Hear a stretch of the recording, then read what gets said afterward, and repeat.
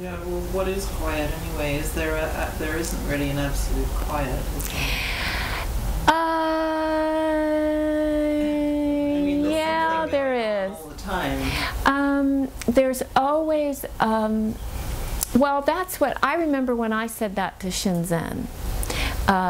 When we first did this clear, subtle none, by the way, that's why I was, instead of saying quiet, I said none. This clear, subtle none is a special exercise that he used to do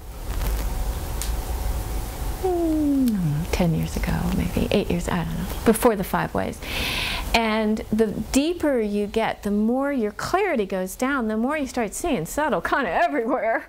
And I said, you know, Shinzen, everything's subtle. And he said, yes, today's quiet is tomorrow's subtle. You know, and today's, I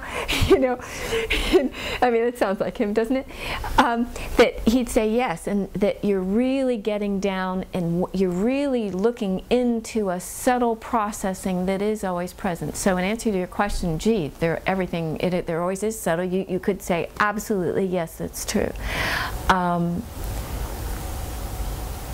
So it's a relative kind of terminology.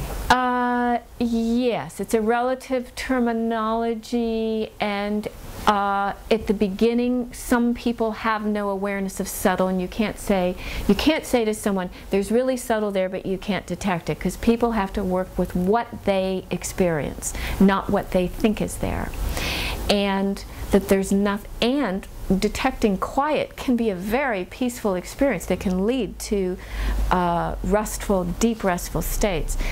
Where my hesitation is coming is when you get into deep absorption states. And when you get into deep absorption states, you can bypass,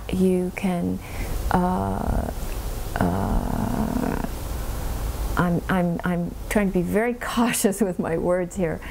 What I wanted to say was you can bypass the thinking process. You do, in a sense.